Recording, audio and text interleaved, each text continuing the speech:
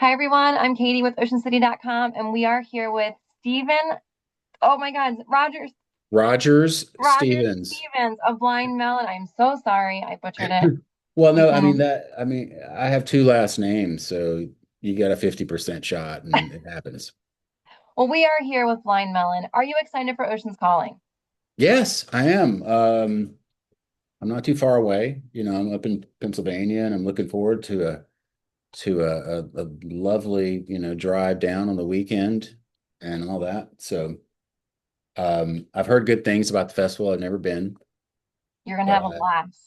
I know the people who run it. I've done some of their other ones and they are good. So it's exciting.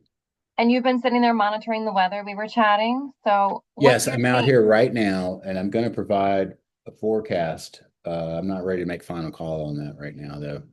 We'll contact you in a couple of days and we'll get a final from you. Okay. Right. Yeah, I'll give you a final read on it, but I don't think we don't have any major systems, moving through. What we're looking at is some drizzle here and there, but Should, there's nowhere better equipped to handle that than a beach. that's perfect. Should we add meteorologist after your name also? Um, Amateur enthusiast, meteorologist. So tell us how Blind Melon got started. I know you were friends with some other band members growing up. How did the whole band begin? Well, the band, three of us are from Mississippi, sort of rural Mississippi, south of Tupelo, and close to, like I grew up in an area close to Starkville, Mississippi, where the university is, Mississippi State, just south of Tupelo. And we grew up in a much different kind of environment, and there wasn't a lot of, there weren't a lot of people that were musicians that were our age that we knew. Um, but we just became obsessed with it. Me and Brad, the original bass player in the group, and started playing in high school. And we just, we'd play anywhere. I mean, we flatbed trailer or whatever. But just trying Wow. to figure it out, I would go see any musical act that came through just to understand how a show worked and that sort of thing. And because I mean, there just wasn't a lot of exposure to that where we were. I mean, we grew up in the country. And so uh, eventually, you know, we like right after high school, Brad and I just packed everything we had into a Honda Civic and drove straight to Los Angeles. And when we got there, um, through various channels, eventually met Christopher Thorne, who was from York, Pennsylvania, and uh, and then of course Shannon Hoon. And and then following that, I called back to Mississippi and I called Glenn Graham, who's our drummer in Mississippi. He had, in high school, he had played with different bands. He was in a different town, but we kind of knew about him and we always were into his playing. And so he drove out there and that was it. And at that point, we had, you know, all of the record companies. And this was in the old business mode were taking us out to dinner and trying to get us to sign a record deal and like sort of an ongoing thing. But that was it. I mean, that's the origin story in a nutshell. But how we each individually got there and the stuff that really got us to those moments is a much longer story. But that's the overview. Well, do you guys have a memory, or do you have a memory of the first time you guys were all together on stage and you're like, wow, this is it. Like, we're doing it. Like, we all got out here to California, like you said, however we got out here. This is You it. know, Like, we made it. our trajectory was strange in that way. Because Brad and I had a band going in Los Angeles that eventually that we had written some of the songs or few of the songs that ended up on, the demos, either the demos that got us a record deal or on the first record or the third record even. But uh when we met Shannon, everything changed and because he had come to town um, you know, based on a legal necessity that he get out of Indiana, basically. He got there on a Greyhound bus, but en route, his sister called her high school classmate, who was Axl Rose, and asked him to look out for Shannon. And Shannon's story, weirdly, it was he really was, the Guns N' Roses had this video for the song "Welcome to the Jungle" that was on MTV a lot, and the premise of the video, it shows, Axl is a person from Indiana. He's from the same place Shannon was, getting off a bus in Hollywood. And the irony of that is that actually really did happen to Shannon too, I guess, or the corresponding fact, I guess. And so he kind of was that dude, but he was famous within a week of arriving in Hollywood because he was such an outrageous character. And that sort of drove everything to another level for us in a way. And but when he walked into the room, and this is before Glenn joined, but when I met him, and he sat down on the floor of this little rehearsal garage that we were working in, and he sang the song "Change" from top to bottom. That's on our first record, and that he had written at home in Indiana when he was 17 years old or something. And I mean, it just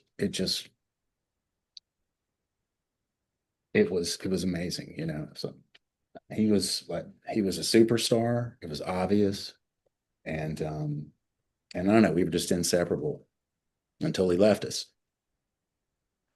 So about that, like how does that change? Like when you lose a band member to something so tragic, how does that change like the dynamic, or does it make you closer, or you know, Well, first of all, none of us will ever get over that, yeah, right? And but life offers, ways forward. If you're open to, different routes forward. It took us a long time to get back in the saddle. It took us 11 years, I think, before we met Travis, somebody who we felt like could not only like honor what Shannon had done, but that we had potential to move forward with, a different thing, which would, obviously be different, but nevertheless related to what came before. Now, that is a tricky situation to be in. And I mean, it works for some bands, it doesn't work for others. I mean, you can think, for example, the primary example, the biggest example that I can think of is AC/DC, which who, they lost an iconic, singer, and right. then were joined by another one and made the biggest records of their career. So it can happen that way, or it can happen, a lot of ways, and for different reasons that don't implicate the quality of the music. But I'll say this is that nobody, I mean, when you see Travis, singing songs that we've recorded with him, that we've written with him, or singing Shannon songs, he's completely believable. I mean, I believe him. It's like there's no denying that he's the real deal. That's incredible. And so, like, I think of, people who've put their own stamp on other people's music, like people who've covered songs and had hits with them.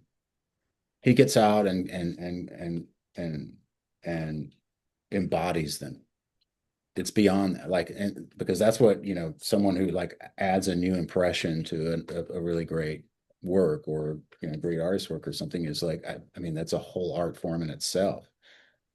And he's done that like beyond what I could ever have, expected, really. And there's we've recorded our own material that we all love. So I don't know. It's a, um, some people won't accept that, but there's not much that, I mean, I guess I could stay home and not play. I could change, we could change the band name, which ignores the economic realities of how hard it is to deal with, to be out here doing this, you know. So I don't know. It's really a double-edged sword, but it sounds like he's come in and really, like you said, put his stamp on and really just made such an impact on the band and all of your lives. Yeah, yeah. Well, I mean, it's for me, it's an ongoing living thing, and like we change. I I play very loosely. Sometimes I'll try to hit the record, but I mean, we're not normal musicians in that sense. We don't all play the same bar chords the whole time. Right. It's sort of intricate in a way, and strange, but the musicianship in the band is worth makes it worth doing. I mean, everybody's an ace as far as I'm concerned. Well, I know we are very excited to have you in Ocean City. Is there anybody that you guys are looking forward to seeing as far as bands who are also playing? I don't actually know who's on the bill, and I'm sorry about that. We've done a few festivals, and I've seen, acts this summer I know who are on tour. So I don't want to speculate, but Well, let's just say, I would have to look at the thing first to say who I'm most excited to see. And they might be down at the bottom of the bill. You know what I mean? well, on I the know, I'll same tell you day as what, my you, friend Rachel Anna Dopkin is playing. I talked to her on Monday and she had the nicest things to say about you. Yeah, well, I'm not going to be there for her set, which I'm bummed about, but I encourage everyone else to go. Oh, definitely. She seems like somebody that you definitely don't want to miss up on stage. Right. Yeah. That's Well, true. I haven't seen her perform in a long time, and I know she's been out there, so I'm sure she's like got it going now. she's definitely like pumped to show up on her day. I think her day is Saturday. For your day on Saturday, you've got Fall Out Boy, Train, Weezer, OAR and Friends, Devo, Ziggy Marley, Burning Spear, Eric Hutchinson. And that's just the name of a few. Oh yeah, yeah, that's a solid bill, and I know some of those bands, so I'll definitely be. I've at least got to show my face, you know what I mean? Oh my God. You can walk around with me and take pictures. Let's do that. Let's set that Yeah, up. show me around. I look forward to being there. It's like how many people come to this thing? Lots and lots of people. Yeah, Throngs and throngs of people, yes. throngs. Like how many tens of thousands, more specifically? Oh God, I'm not good with numbers. Let's just say when I walk through the crowd, I'm like this a lot of the times. Right, right. So lots and lots of people. You're gonna have a really good time. Before we Um, go, I want to just mention that your song "No Rain" came out September 1992 well, the this whole album did. this week, so Yeah, 33 years ago. yeah. I saw that on Instagram, and it's true. Oh. That was the year. Yeah. Does it make you feel old, or does it make you feel grateful for the opportunities that you've had since? I feel old for reasons mostly that have to do with being physically getting old. But Same. the mind is the same. Yeah. Agreed. Agreed. Especially with musicians. I feel like because you're always doing something, like your mind's working with your hands all the time, Yeah. it's keeping your mind, young. Yeah. I mean, you do a lot of tangential thinking and keeps your brain, pliable. Definitely. Definitely. Well, I'm going to play a really quick game before we get off of here. I usually take one of your most popular songs and take it into a game. So we're going to pick Okay. No Rain, and I'm going to give you five things that you would want to do either with rain or with no rain. Would you like to sing on the stage at Ocean's Calling, rain or no rain? Yes. No That's rain. easy. You want rain or no rain? Well, the way that you phrased the question was regardless. Either one. Either Rain, no one. rain. Either way, you'll Either have way, fun. all All of the right. above. Walking on the beach. No rain. Yeah, I agreed with that one. Sitting on the porch with a cup of coffee. Provided it's dry, rain. That's a good one. It's nice and relaxing, isn't it? Yeah. And last one, sleeping in on a Sunday. Well, definitely rain because otherwise you feel guilty. I always feel guilty when it's sunny outside and I'm not outside doing something. My husband Yeah. thinks I'm Well, that's crazy. that's sort of the message in the song, right? Yes, yes. It's part of it. Well, we're going to see Blind Melon on Sunday on the carousel stage from 2:45 to 3:45, right after Chef Irvine's food demo. We cannot wait to see you guys. Uh, Chief Meteorologist Roger Stevens, we will check back with you in a couple of days to check with the weather and what you see is going to happen. Yeah, no, I'll have an updated, hour by hour forecast. Sounds good. Oh, we'll just, put the earpiece in and we'll get your video every so many. Okay. Yeah, great. Awesome. Thank you so much. We'll see you on Sunday. See you then. Bye bye. Bye.